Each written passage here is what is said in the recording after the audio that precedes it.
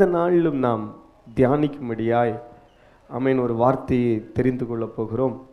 சிலுவை மூலம் உண்டான வெற்றி, அதைத்தான் இன்றைக்கு நாம் தியானிக்க போகிறோம். அல்லேலூயா. சிலுவை மூலம் உண்டான வெற்றி. ஆமென். அல்லேலூயா. பக்கத்தில் ஒரு 2 பேருக்கு கையை பிடிச்சு சொல்லுங்க, சிலுவையின் மூலம் நமக்கு வெற்றி உண்டானது. சங்கீதம் 124:6. அது ஒரு புனித பயணம், அல்லவிட்டால் சியோனுக்கான ஒரு பயணம். அப்பொழுது அவர்கள் ஆலயத்திலே நின்று சொல்லுகிற ஒரு வார்த்தை தான், ஆமென், அவர்களுடைய பற்களுக்கு இரையாக நம்மை ஒப்பு கொடுக்காமல் இருக்கிற கர்த்தருக்கு. தானியேலை குறித்து போன வாரம் பார்த்தோம். சிங்கங்களுடைய பற்களுக்கு தானியேலை கர்த்தர் விலைக்கு என்ன செய்தார்? மீட்டார். மோசேயை ஆமென் முதலையினுடைய பற்களுக்கு கர்த்தர் இரையாக ஒப்பு கொடுக்காமல் காத்தார். இந்த தானியேல் ஜெபம் பண்ணுகிற மனுஷன். தானியேல் 6வது அதிகாரம் 28வது வசனத்தை பார்க்கும் பொழுது வேத புஸ்தகம் இப்படியாக சொல்லுகிறது, தானியேலுடைய காரியமோ ஆமென் ஜெயமாய் இருந்தது. ஆமென் சொல்லுங்க, தானியேலுடைய காரியம் எப்படி இருந்தது? ஏன் தானியேல்? அதே 6வது அதிகாரத்தில் தான் பார்க்கிறோம்.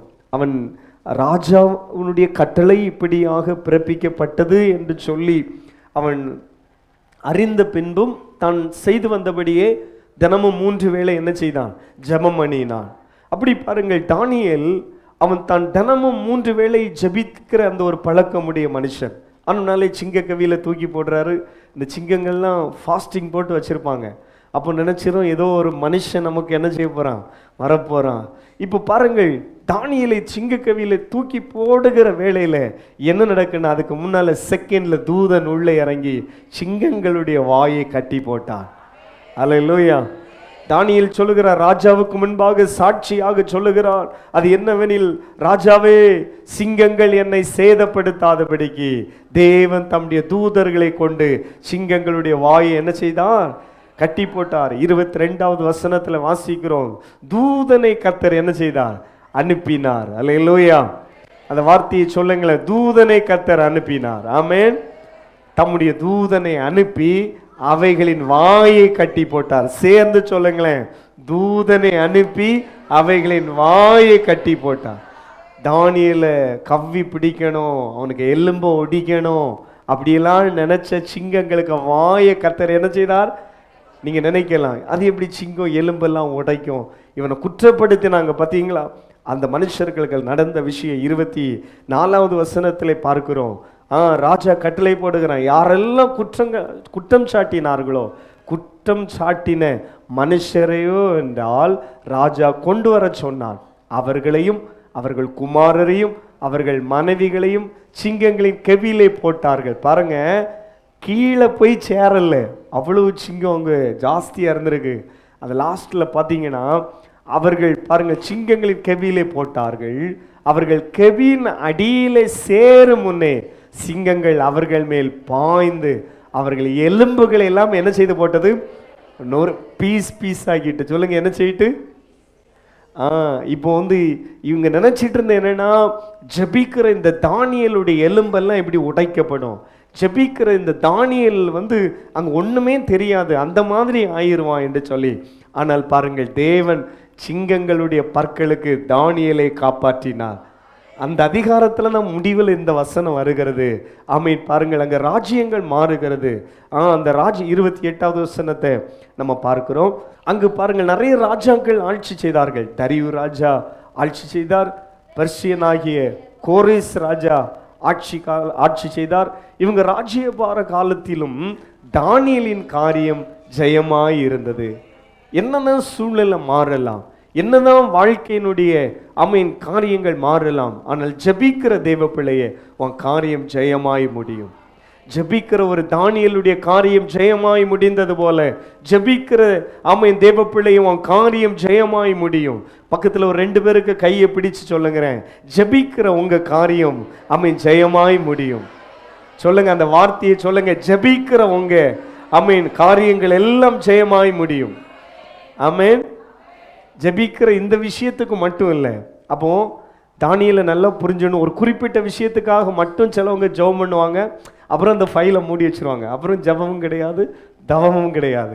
ஆனால் தானியேல் அப்படி இல்லை, அவன் தினமும் ஜெபிக்கிறவன். சில பிள்ளைங்கள்லாம் இந்த எக்ஸாம், அந்த +2 எக்ஸாம் இருந்து பார்த்தீங்களா, அந்த ஃபஸ்ட்டு பேப்பர், அதாவது கொஞ்சம் அசால்ட்டா மெயின் பேப்பருக்கு அன்னைக்கு இருந்த ஜெபம் இவங்க வாழ்நாளெல்லாம் இருக்கும்னு நினச்சிங்க. நிறைய பேர் உன்னை உற்று பார்க்குற அளவுக்கு கர்த்தர் உன்னை உயர்த்தி வைப்பார். நம்ம தங்கச்சிங்கெல்லாம் தம்பிங்கெல்லாம் சிலவங்க 10th எக்ஸாம் எழுதி முடிச்சிருக்காங்க. அன்னைக்கு பார்த்தீங்கன்னா அன்னைக்கு அம்மா போயிட்டு வாரு, அப்பா போயிட்டு வாரு, அன்னைக்கு இருந்த மரியாதை அப்பா அம்மாவுக்கு உன் வாழ்நாளெல்லாம் நீ செலுத்துவாயானால் ஆமென். பாருங்க, நீ நன்றா இருப்பாய். பைபிள் அப்படிதான் சொல்லுது. நீ நன்றா இருப்பதற்கும் உன் வாழ்நாள் நீடித்திருப்பதற்கும் உன் தாயின் தகப்பனை நீ என்ன செய்வாயாக, கனம் பண்ணுவாயாக. அப்படிதானம்மா? என்ன எனக்கே ஆச்சரியம். பிள்ளைங்க, சில பிள்ளைங்க தினமும் எக்ஸாம் போச்சில் ஃபோன் பண்ணி ஜெபம் பண்ணிங்க, ஆண்டவர் உங்களை ஆசீர்வதிப்பார், இன்னும் 2 சப்ஜெக்ட் இருக்குது, அப்படி தானே? 3 சப்ஜெக்ட் இருக்குது, கர்த்தர் உங்களுக்கு உதவி செய்வார். ஆமீன். இந்த கர்த்தருக்கு பயப்படுகிற பயம், பைபிள் அப்படி தான் சொல்லுகிறது. கர்த்தருக்கு பயப்படுதலே ஞானத்தின் செலவனும் ஒன்றும் கிடையாது. உங்கள் வாழ்க்கையும் அப்படி தான் இருக்கும். வேணாம், பைபிள் உண்மைதில்ல. பைபிள் உண்மையா பொய்யா? பைபிள் உண்மை. அப்படின்னா ஆண்டவருக்கு பயப்படுகிற மனிதன் இவ்விதமாய் ஆசீர்வதிக்கப்படுவான் என்று சொல்லுகிறதல்லவா அன்பு சகோதரனே. அந்த ஆசீர்வாதம் உங்கள் மேலே வந்து பலிக்கும். Praise God. கைகளை உயர்த்தி விசுவாசிக்கிறவங்க அல்லேலூயா சொல்லுங்களேன். ஆமென், அல்லேலூயா. அதனால ஆமென். நீங்கள் தானியேல் நிறைய பேரை நம்ம கவனிக்கிறோம். ஒரு குறிப்பிட்ட விஷயத்துக்காக ஜெபம் பண்ணுவாங்க, அப்புறம் அவ்வளோதான், ஃபைலை க்ளோஸ் பண்ணிடுவாங்க. இவன் அப்படி இல்லை. அந்த வேடம் நீங்கள் புரிந்து கொள்ளுங்க. தான் முன்பு செய்து வந்தபடியே தினமும் அவன் என்ன செய்தான்? ஜெபம் பண்ணினான். சொல்லுங்க, தினமும் எத்தனை டைம் ஜெபம் பண்ணா? பிள்ளைங்கெல்லாம் நிமிர்ந்து கவனிங்கம்மா. அவன் எவ்ரிடே ப்ரேயர் பண்ணுறவன், எவ்ரிடே. இந்த ஒரு உங்களுக்கு வாழ்க்கையில் ஒரு பழக்கமாய் நீங்கள் மாற்றிக்கொள்ளணும். எப்பொழுதுமே நம்முடைய எல்லா விசுவாச பிள்ளைகளும் ஜெப ஆவியினாலே நிரப்பப்பட்டிருக்கணும். எப்பொழுதுமே ஒரு விண்ணப்பத்தின் ஆவியினாலே நீங்கள் நிரப்பப்பட்டிருக்கணும். அந்த ஒரு மன்றாட்டின் ஆவியினாலே நிரப்பப்பட்டிருக்கணும். ஆவியானவர் அதை விரும்புகிறார். இந்த ஒரு அபிஷேகம், இந்த ஒரு ஆவியானுடைய வரங்கள் உங்களுக்குள்ள இருக்கும் பொழுது நீங்க ஜெபிக்காம உங்களால தூங்க முடியாது. ஜெபிக்காம உங்களால் ஒவ்வொரு நாளும் அது ஒவ்வொரு நாள் நம்ம வீட்டில் வந்து கடமையாக செய்கிறோம் பார்த்தீங்களா, இதெல்லாம் கண்டிப்பாக நம்ம வீட்டில் நடக்கும். இதே போல தான் ஜெபிக்காமல் நம்மளால் என்ன செய்ய முடியாது, வாழ முடியாது. அப்படிதான் தானியேல் வந்து பாருங்கள், ஜெபமணினான், பரலோக தேவன் அதை பார்த்தார், அவனுக்காக தம்முடைய தூதனை அனுப்பினார். அல்லேலூயா. பாருங்க, ஜெபிக்கிற தானியேலை கர்த்தர் பார்த்தார், அவனுக்காக தூதனை கர்த்தர் என்ன செய்தார், அனுப்பினார். நம்ம ஜெபிக்கிறத பரலோகம் பார்க்கிறது. Praise God. நம்ம வேதத்தை வாசிக்கிறதை பரலோகம் பார்க்கிறது. இன்றைக்கும் தேவன் நமக்காக தூதனை அனுப்புகிறார். அல்லேலூயா. Praise God. நம்ம வேதத்தில் நம்ம வாசிக்கும் பொழுது ஆமென், இந்த தானியேலுடைய காரியம் ஜெயமாய் முடிந்தது. தானியேல் வந்து பிரேயர் பண்ற மனுஷன்லாம் மறுநாள் அவருக்கு ஜெப வேளையில அங்கே அந்த தானியேலை நம்ம பார்க்கும் பொழுது அவன் எருசலேமிற்கு நேராக தன் கைகளை விரித்து கொண்டு கர்த்தரை ஸ்தோத்திரம் பண்ண ஆரம்பிப்பான். இப்போ மறுநாள் ஆமீன் ஜெப வேளையில தானியேலுக்கு நிறைய ஸ்தோத்திரம் எதுவாக இருந்திருக்கும் தெரியுமா? கர்த்தாவே ஆமீன், நான் அந்த சிங்கங்களுடைய பற்களுக்கு என்னை இரையாக ஒப்பு கொடுக்காமல் இருந்த கர்த்தருக்கு ஆமீன். ஏன்னா தானியேல் பார்க்கிறாரு, தான் ஆமீன் மறிக்க வேண்டிய இடத்துல தன்னுடைய அந்த எலும்புகளெல்லாம் அந்த உடைக்கப்படுகிற அந்த முறுமுறுனி சவுண்டெல்லாம் கேட்டிருக்கோம். சின்ன நாய்க்கு நம்ம ஏதாவது சிக்கன் எதையாவது நம்ம சாப்பிட்ட மீதி வச்சாலே நம்ம எலும்பெல்லாம் என்ன செய்ய மாட்டோம், கடிச்சிட மாட்டோம். அதுவும் முறுக்கு சாப்பிட்டே போல, நம்ம முறுக்கு சாப்பிட்டா தான் என்னது வரும், அப்படி ஒரு விதமான சவுண்டு வரும். அப்படிதான்டா முறுக்கு சாப்பிடுவீங்களா? ஆமாம். இதே போல் பாருங்கள், இந்த டாக் வந்து ஃபுட்டு சாப்பிடச்சில அப்படி முறுக்கு சாப்பிட்டே போல் சவுண்டு வரும். இப்போ டாக்கே சாப்பிடச்சில முறுக்கு சாப்பிட்டே போல் சவுண்டு வருதுன்னா, சிங்கம் அப்படி எலும்பை கடிக்கச்சில கட்டுப்பிடுக்கணும்னு என்ன வந்திருக்கோம், சவுண்டு வந்திருக்கும். அப்போ தானியேல் ஸ்தோத்திரம் பண்ண ஆரம்பித்திருப்பான். ஆமேன், இந்த சிங்கங்களுடைய பற்களுக்கு இரையாக என்னை ஒப்பு கொடுக்காமல் இருக்கிற கர்த்தருக்கு ஸ்தோத்திரம். ஒரு யூதர்கள் நிறைய விஷயங்களை சொல்லி ஸ்தோத்திரம் பண்ணுவாங்க. அதில் ஒரு விஷயம் என்ன தெரியுமா? யாரையாவது ஒருவன் கடன் பாரத்திலே அப்படி இந்த ஒடுங்கி, அன்னைக்கெல்லாம் கடன் பாரத்திலே யாராவது இருந்தால் அவங்கள அடிமையாக்குவாங்க, அவங்களே விற்பாங்க, பிள்ளைகளே விலைக்கு கொடுப்பாங்க. அப்படி கைது செய்யப்படும் பொழுது ஒரு யூதன் சொல்லுவான், ஆண்டவரே இதே போல் என்னை ஒரு கடனாளியாய் நீர் மாற்றாமல் இருக்கிறதற்காக உமக்கு ஸ்தோத்திரம். ரெண்டாவது பாருங்கள், யாராவது ஒரு குருடனை கண்டால் சொல்லுவாங்க, ஆண்டவரே இந்த குருடனை போல் நீர் என்னை மாற்றாமல் இருந்ததற்காய் ஸ்தோத்திரம். இது உண்மையான பக்தி உள்ள யூதன் வந்து மனசுக்குள்ள சொல்லி ஸ்தோத்திரம் பண்ணுவான். இந்த கர்த்தர் வந்து சில குரூப்பை பார்த்து, உனக்கு ஐயோ என் அக்கிரமக்காரர்களை என்னை விட்டு என்ன செய்யுங்கள் அகன்று போங்கன்னு சொன்னார்ல, அவன் என்ன தெரியுமா பண்ணிடுவான்? குருடனுக்கு கண்ணு கிட்ட போய் நின்று சொல்லுவான், அந்த குருடனே, உன்னை போல் என்னை ஆண்டவர் படைக்காதபடினால் நான் ஆண்டவரை என்ன செய்கிறேன்? புகழுகிறேன் நான். ஸோ அப்படிப்பட்ட அந்த யூதர்களை நான் சொல்லலை, ஆனால் உண்மையான யூதன். ஆமென், அல்லேலூயா. சொல்லுங்க, எப்படிப்பட்ட யூதன்? அவன் வந்து சொல்லுவான், ஆண்டவரே, இந்த ஆமீன் பாருங்கள், இந்த சப்பானியை போல அல்லவட்டால் இந்த குருடனை போல இந்த செவிடனை போல நீர் என்னை படைக்காமல் இருந்ததற்காய் ஸ்தோத்திரம் என்று சொல்லி கர்த்தரை மனதார துதிப்பானாம். இன்றைக்கும் அன்பு தெய்வ பிள்ளைகளே, கர்த்தர் நம்மளை பாருங்கள் எவ்வளவு ஆச்சரியமாய் நடத்துகிறார், எவ்வளவு அற்புதமாய் நடத்துகிறார். நமக்கு வந்திருக்கிற பலகீனங்களிலே ஆண்டவரே, கடந்த நாட்களில் வந்த வியாதியிலே நீர் எனக்கு சுகம் தந்தீரே, உமக்கு ஸ்தோத்திரம். கடந்த நாட்களில் வந்த ஆபத்தில் எனக்கு சுகம் தந்தீரே, உமக்கு ஸ்தோத்திரம். நம்ம சொல்லி ஸ்தோத்திரம் பண்ண ஆரம்பித்தா நமக்கு இந்த ஆராதனை நேரம் என்ன செய்யாது? போதாது.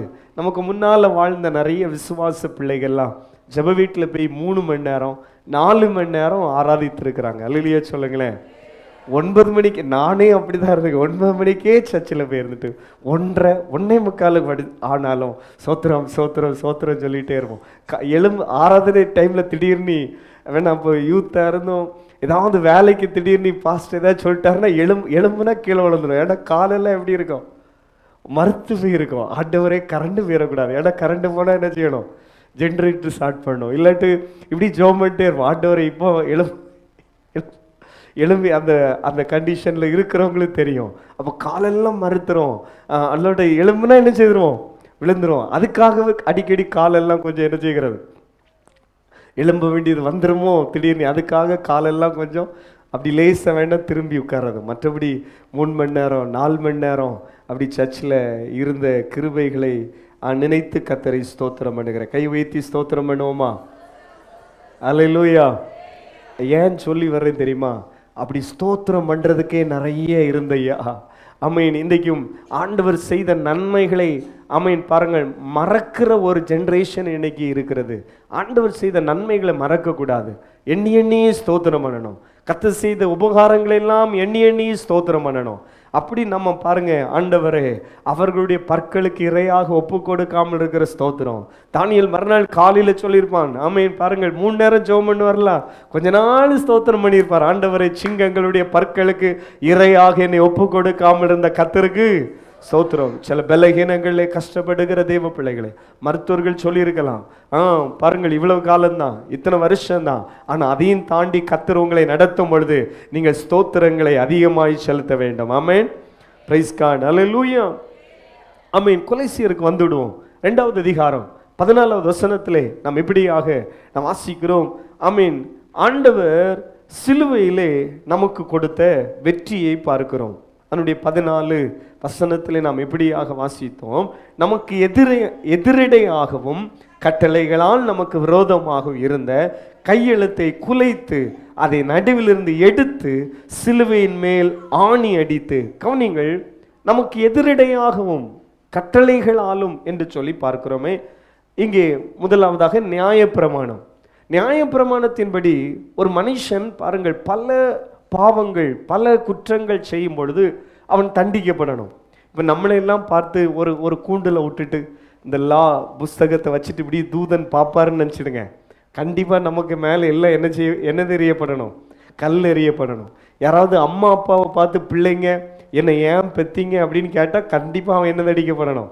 சாவடிக்கப்படணும். கீழ்ப்படியாத பிள்ளைங்கள்லாம் என்ன அப்படின்னா பார்த்தா வீட்டில் பிள்ளைங்களே என்ன செய்யாது?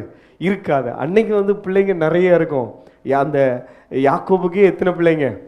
12 பிள்ளைங்க. அப்போ திடீர்னு ஒரு பிள்ளை எழும்பி அம்மா அப்பாவுக்கு விரோதமாக கலங்கம் பண்ண அதை அடித்தாலும் மீதி எத்தனை இருக்கும்? 11 இருக்கும். அதனால தைரியமாக கல்லறி மூப்பர்களுக்கு முன்னால் கொண்டு போவாங்க. கல்லை எடுத்து என்ன செய்வாங்க? எரிஞ்சு கொன்றுவாங்க. இங்கே பாருங்கள், அப்படி நியாயப்பிரமாணத்தினுடைய சட்டங்களை பார்த்துட்டு நம்மளை ஒரு குற்றவாளி கூண்டில் நிப்பாட்டிட்டு நம்மளை அப்படி பிறந்த நாள்லேருந்து இந்த நாள் வரை பார்த்தாச்சுன்னா கண்டிப்பாக நம்ம எல்லாருமே எதுக்கான ஆட்கள்? சத்தமாக சொல்லுங்க, எதுக்கான ஆட்கள்? சாகடிக்கப்பட வேண்டிய லிஸ்ட்ல உள்ள ஆட்கள் தான் நம்ம. நீங்க யாராவது நான் அப்படி இல்லை என்று யாராவது சொல்றீங்கன்னா உங்கள் முகத்தை தயவாக நாங்கள் பார்க்க விரும்புகிறோம். பைபிள் சொல்லுகிறது, உங்களிலே ஒருவன் பாவம் இல்லை என்று சொன்னால் அவன் தன்னைத்தானே என்ன செய்கிறான்? வஞ்சிக்கிறான். ஆமென். பாருங்கள், அப்போஸ்தலனாகிய பவுல் தன்னை தேவ சமூகத்திலே தாழ்த்தும் பொழுது பாவியிலும் பிரதான பாவியாகிய எனக்கும் கர்த்தர் என்ன செய்தாரு? தரிசனமானார். அப்போ பாருங்கள், நியாயப்பிரமாணத்தின்படி, அந்த சட்ட நூல்படி, லாபடி, சட்டப்படி, இந்த சட்டம்லாம் பாருங்க, இன்னைக்கு ஒவ்வொரு நாட்டிலும் சட்டங்கள் இருக்கிறது அல்லவா? இதுக்கெல்லாம் ஃபேஸ்மெண்ட் மோசேனுடைய நியாயப்பிரமாணம் தான். நீங்கள் அதை வாசித்து பார்ப்பீங்கன்னா இன்றைக்குமே மேக்சிமம் எல்லா நாட்டிலும் கிறிஸ்துவனுடைய ஒரு நம்பிக்கை உடையவர்களுடைய ஆளுகை போயிட்டு இல்லை. அது ஹிஸ்ட்ரி தெரிந்தவங்களும் தெரியும். பாருங்கள், அவங்க தான் அந்த லாக்களை அமைத்தாங்க. சட்டங்களையும், ஜட்ஜு, நீதிமன்றம், கோர்ட்டு, இந்த மாதிரி வடிவமைப்புகளை கொண்டு வந்தார்கள். அப்போ கவனிங்க, அப்போ நமக்கு எதிரடையாக இருந்த அந்த கட்டளைகளால் நமக்கு விரோதமாக இருந்த கையெழுத்தை இயேசு கிறிஸ்து சிலுவையிலே சிந்தின இரத்தத்தினாலே அதையும் குலைத்து போட்டார். ஆமென். கையை உயர்த்தி ஒரு ஸ்தோத்திரம் பண்ணுங்களேன். Praise the Lord. ஸ்தோத்திரம். ரெண்டாவது பாருங்க, சாத்தான் அவன் தந்திரமாக நமக்கு எதிரடையாக அவன் நிறைய சூழ்ச்சிகளை செய்வான். அது அவன் பாருங்கள், அதை குறித்து அடுத்த வசனத்தில் நான் வாசிக்கிறோம். அது என்னெல்லாம் பிரச்சனை என்று சொன்னால், துரைத்தனங்களையும் அதிகாரங்களையும் உரிந்து கொண்டு வெளியரங்கமான கோலமாக்கி அவைகளின் மேல் சிலுவையிலே வெற்றி சிறந்தார். அல்லேலூயா. இப்போ நம்ம எபேசியர் அதனுடைய 6வது அதிகாரத்திலே 12வது வசனத்திலே நாம் வந்து விடுவோம் என்று சொன்னால், அங்கே ஆவிக்குரிய போராட்டம். எபேசியர் 6வது அதிகாரம் சொன்னாலே ஒரு விசுவாச பிள்ளைக்கு என்னதுண்டு சொல்லுங்க? போராட்டம் உண்டு. அந்த வார்த்தையை சொல்லுங்க. ஒரு விசுவாச பிள்ளைக்கு என்னதுண்டு? ஒரு ஆவிக்குரிய பிள்ளைகளுக்கு போராட்டம் உண்டு, ஃபைட் உண்டு. அது மாம்சத்தோடு இரத்தத்தோடு அல்ல. இப்போ மாம்சத்தோடு இரத்தத்தோடுன்னா மாம்சமான மனிதர்களோடு அல்ல. அங்கே பட்டியலை நான் வாசிக்கிறோம். மாம்சத்தோடும் இரத்தத்தோடும் அல்ல, துரைத்தனங்களோடும் அதிகாரங்களோடும் இப்பிரபஞ்சத்தின் அந்தகார லோகாதிபதிகளோடும் வானமடலில் உள்ள பொல்லாத ஆவிகளின் சேனைகளோடும் நமக்கு என்னதுண்டு? இப்பொழுதும் பாருங்கள், ஒரு அசுத்த ஆவி பிடித்த மனுஷருக்காய் ஜெபம் பண்ணும் பொழுது இந்த கொலைசீரிலே சொல்லப்பட்ட வசனத்தை சொல்லி ஜெபம் பண்ணும். ஆண்டவரே, நீர் துரைத்தனங்களையும் அதிகாரங்களையும் உரிந்து கொண்டீரே, வெளியரங்கமான கோலமாக்கீரே, இவைகள் எல்லாவற்றையும் நீ சிலுவையில் என்ன செய்தீர்? ஆணி அடித்தீர். அவன் மட்டும் நினைத்தான் இயேசு அறைகிறேன். இல்லை இல்லை, அரைஞ்சது அவனுக்கு தலையிலேயாக அறைந்தான். Praise the Lord. அல்லேலூயா. இயேசு அவனுடைய குதிகாலே பாருங்கள், அவன் நசுக்கினான். ஆனால் இயேசு அவனுடைய தலையை நசுக்கினார். கையை தட்டி ஸ்தோத்திரம் பண்ணுங்களேன், அறிக்கை பண்ணுங்களேன். இயேசு அந்த பாருங்கள், பழைய பாம்பை அல்லவிட்டால் அந்த பாருங்கள் சர்ப்பத்தை இயேசு அதனுடைய தலையை என்ன செய்தார்? நசுக்கினார். அல்லேலூயா. அலகையினுடைய தலையை இயேசு என்ன செய்தார்? நசுக்கினார். எங்கே? சிலுவையிலே. அல்லேலூயா. அப்போ அவன் அவருடைய காலை நசுக்கினான். இயேசு அவருக்கு எதை நசுக்கினாரு? தலையை நசுக்கினார். அல்லேலூயா சொல்லுங்களேன். பாருங்கள், இயேசு சிலுவையிலே வெற்றி சிறந்தார். ஆணிகள் அடித்து எல்லா துரைத்தனங்கள், எல்லா அதிகாரங்கள், ஒவ்வொரு ஊர்லேயும் ஒவ்வொரு விதமான பேரில் கிரியை செய்யும். ஒவ்வொரு விதவிதமாய் எத்தனை ஆவிகள் பார்த்தீங்களா? அத்தனையும் சொல்லுங்க, அத்தனையும் சிலுவையில் இயேசு அவனுடைய முக மூடியை கிழித்து போட்டார். இன்னைக்கு இந்த சில இப்போ எல்லா இடமுமே பாருங்கள் கண்காணிக்கப்படுறாங்க மனுஷர்கள். அதுக்காக என்ன பண்ணுவாங்கன்னா, சில இடத்துல கொள்ளை அடிக்க போகிறவங்க அந்த எதை போடுவாங்க? முகமூடியை போடுவாங்க. இதே போல தான் சாத்தான் மக்களை ஏமாத்துகிறான். அவன் கொல்லவும் அழிக்கவும் அல்லாமல் வேறொன்றுக்கும் அவன் வரலை. ஆனால் நிறைய பேர் அவன் வஞ்சித்து அவனையே கும்பிட வச்சிடறான். அவனுக்கு முன்னால முழங்கால் போட வச்சிடறான். அவனுக்கு முன்னால பாருங்கள் அவர்களை பணிந்து கொள்ள வைக்கிறான். அதான் சாத்தானுடைய ஒரு தந்திரம். சிலர் அவன் பாருங்கள், அவனுக்கு ஒரு பிளானே அப்படிதான். நம்முடைய பாருங்கள், சில அந்த பைபிளில் நம்ம வாசிக்கிறோம், இயேசு கிறிஸ்துவை பார்த்தே அவன் கேட்ட காரியம் என்ன தெரியுமா? நீர் என்னை சாஷ்டாங்கமாக விழுந்து என்ன செய்தோம்? பணிந்து கொள்ளும். அப்போ ஜனங்கள் அவனை பணிந்து கொள்றது நல்லா பிடிக்கும், அவனுக்கு பிடிக்கும். அதனால தான் உயிரே இல்லாத சிலதை நம்ம ஆட்கள் போய் சிலவங்க அவன் சுத்த வைப்பான், அதுக்கு முன்னால் கும்பிட வைப்பான், அதுக்கு முன்னால் விழுந்து கிடக்க வைப்பான், அதுக்கு முன்னால் போய் அப்படி இருக்க வச்சிருவான். இது சாத்தானுக்கு ஒரு தந்திரம். நம்ம வந்து கர்த்தரை தான் பணிந்து கொள்ளணும். அவர் ஆவியோடு உண்மையோடு இருக்கிறார், அவரை தான் நம்ம பணிந்து கொள்ளணும். அதான் பைபிள் இன்னைக்கு பாருங்க, வசனம் இப்படியா சொல்லுகிறது, முழங்கால் யாவும் அவருக்கு முன்பாக என்ன செய்யும், முடங்கும், நாவுகள் யாவும் அவரை என்ன செய்யும், அறிக்கை பண்ணும். நம்ம வந்து அந்த அப்படிதான் அவருக்கு முன்னால முழங்கால் படி எடுக்கிறோம். இந்த ஒரு சிந்தையோடு பாஸ்டுக்காக யாரும் முழங்கால் படக்கூடாது, அம்மா பார்ப்பாங்களே அப்படின்னு பார்க்கக்கூடாது. அவருக்கு முன்பாக ஆமென் முழங்கால் யாவும் என்ன செய்யும். ஏன்னா அவர் சர்வ சிருஷ்டிகர், அவர் கர்த்தர், அவருக்கு முன்னால் சந்தோஷமாக முழங்கால் போடணும். இப்போ ஸ்கூலில் சில நேரம் ஹோம்ஒர்க் செய்துட்டு போக மாட்டீங்க, ஏதாவது அல்லவிட்டால் ஒரு பனிஷ்மெண்ட்டுக்காக பிள்ளைங்க டியூஷனில் ஸ்கூலில் சில வீட்டில் நல்ல அம்மா அப்பா இருப்பாங்கன்னா அவங்க வீட்லேயும் முழங்கால் நிற்க வைப்பாங்க, முழங்கால் அம்மாங்க. நல்ல அம்மா அப்பா அப்படிப்பட்டவங்களுக்காக கர்த்தரை ஸ்தோத்திரம் பண்ணுகிறேன். ஒரு அல்லேலூயா சொல்லுங்களேன், சத்தமாக சொல்லுங்களேன். ஆமாம் பாருங்கள், அப்போ ஒரு பனிஷ்மெண்ட்டுக்காக அப்படி முழங்கால் நிற்போம். ஆனால் ஆண்டவருக்கு சமூகத்தில் ஜபிப்பதற்காக ஆராதிப்பதற்காக நம்ம முழங்கால் படியிடும் பொழுது ஆமென் பாருங்கள், இது நம்மளை உண்டு பண்ண கர்த்தருக்கு முன்பாக நம்மளை தாழ்த்துகிறோம். Praise God. நம்மளை உண்டு பண்ண கர்த்தருக்கு முன்பாக என்ன செய்கிறோம், நம்மளை தாழ்த்துகிறோம். ரெண்டாவது நாவுகள் யாவும் அறிக்கை பண்ணணும், வாயை திறந்து ஜெபம் பண்ணணும். நம்ம சாத்தானுக்கு தெரியும், சில பிள்ளைங்க நான் ஆராதனை வேளையில் ஆவியானவர் பேசுகிறார், நீ துதித்தா உன் வாழ்க்கை மாறும். அதனால சாத்தானுக்கு தந்திரத்தை பாருங்க, உங்களை துதிக்க அவன் மடிக்கி அவன் நாக்கை கட்டி விடுவான். தூதன் இறங்கி சிங்கத்தை கட்டி போட்டது போல இங்கே சில ஆவிகள் உங்கள் நாவை கட்டி பிடிச்சிடும். ஏன்னா இவனை துதிக்க விட்டா எங்கள் வாழ்க்கை என்ன செய்கிறோம், மாறிடும். தாவீது துதித்தான், ஆடுகளுக்கு பின்னால் போயிட்டு இருந்தவன் பாடினான், அவன் யாராக மாறினான், ராஜாவாக மாறினார். அல்லேலூயா. நீ வாயை திறந்து துதித்து பாரு, உன் வாழ்க்கை மாறும். கர்த்தரை ஆராதித்து பாருங்க, உங்க வாழ்க்கை மாறும். நீங்க குடும்ப ஜெபம் உங்க வீட்டில் செய்து பாருங்க, உங்க வீட்டில் உள்ள சூழ்நிலைகளையே கர்த்தர் மாற்றுவார். நம்ம ஆராதிக்கிற தேவன் சகலத்தையும் புதிதாக்குகிறவர். உங்க வீட்டில் என்னென்ன வேலையெல்லாம் நடக்கணும்னு நீங்க ஆசைப்படுறீங்களா, ஆண்டவர் அதற்கான அற்புதங்களை செய்வார். அதற்கான இந்த பிரைஸ் பண்றோம்ல, அதுக்கு அவ்வளவு பவர்.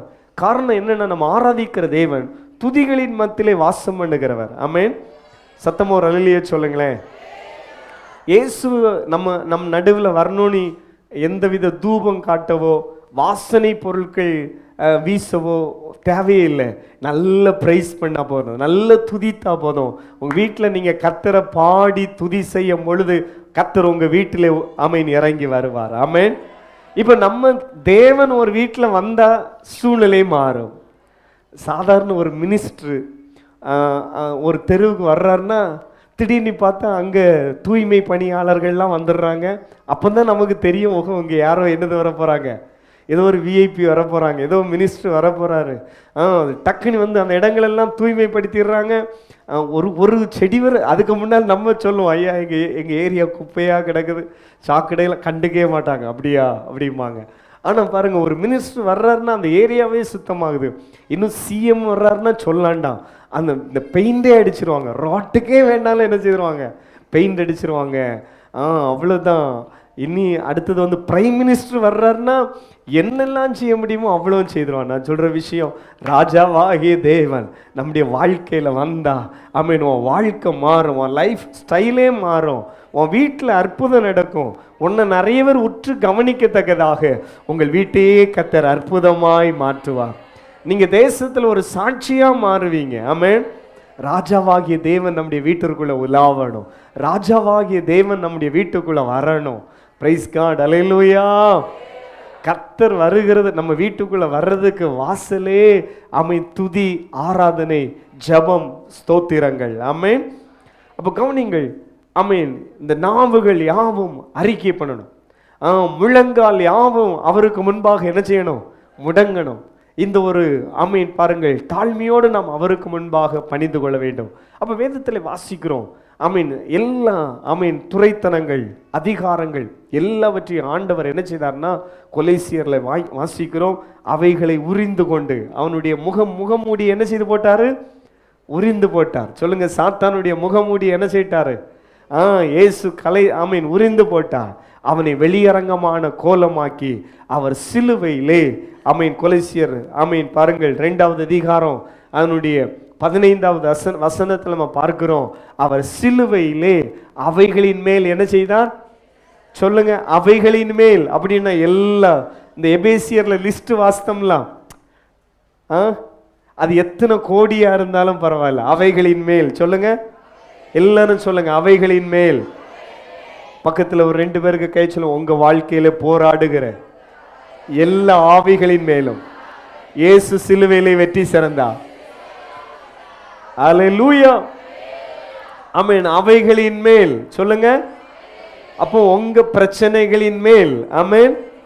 நீங்க என்ன ப்ராப்ளத்தை சந்தித்து கொண்டிருக்கிறீங்களோ அந்த பிரச்சனைகளின் மேல் இயேசு சிலுவையிலே என்ன செய்தார்? வெற்றி சிறந்தார். அல்லேலூயா. வியாதி என்கிற போராட்டம் போராடிட்டு இருக்கிறா, அல்லவிட்டால் பிரிவினை என்கிற போராட்டம் வீட்டுக்குள்ள போராடிட்டு இருக்குதா, அல்லவிட்டால் பலவிதமான பிரச்சனைகள் கஷ்டங்கள் போராடிட்டு இருக்கிறதா, அவைகளின் மேல் இயேசு சிலுவையில் என்ன செய்தார்? வெற்றி சிறந்தார். பிள்ளைகளுடைய படிப்பு விஷயங்கள், பிள்ளைகளுடைய வேலை விஷயங்கள், பிள்ளைகளுடைய திருமண காரியங்கள், இவைகளிலே போராடுகிற எல்லா சாத்தானுடைய திட்டங்களின் மேல் சொல்லுங்க, எல்லா சாத்தானுடைய திட்டங்களின் மேல், ஆமென், அவைகளின் மேல் சொல்லுங்க, ஆமென். மீண்டும் சொல்லுங்க, எவைகளின் மேல். அல்லேலூயா. நமக்கு விரோதமாக என்னென்ன ஆயுதங்களை சாத்தான் இந்த நாட்களில் உருவாக்கி கொண்டிருக்கிறானோ அவைகளின் மேல். சேர்ந்து சொல்லுங்களேன், நமக்கு விரோதமாய் என்னென்ன ஆயுதங்களை சாத்தான் உருவாக்கி கொண்டிருக்கிறானோ அவைகளின் மேல் இயேசு சிலுவையிலே வெற்றி சிறந்தார். விசுவாசிக்கிறவங்க கைகளை தட்டி, உனக்கு விரோதமாய் உருவாக்கப்படும் எந்த ஆயுதம் வாய்க்காதே போகும் என்று சொன்னீர். அவைகளின் மேல், எஸ் எஸ் எஸ், அவைகளின் மேல் சிலுவையிலே இயேசு வெற்றி சிறந்தார். எல்லா அதிகாரங்கள், எல்லா துரைத்தனங்கள், பிரைஸ் தி லார்ட், எல்லா அசுத்த ஆவிகளின் மேல் இயேசு சிலுவையிலே வெற்றி சிறந்தார்.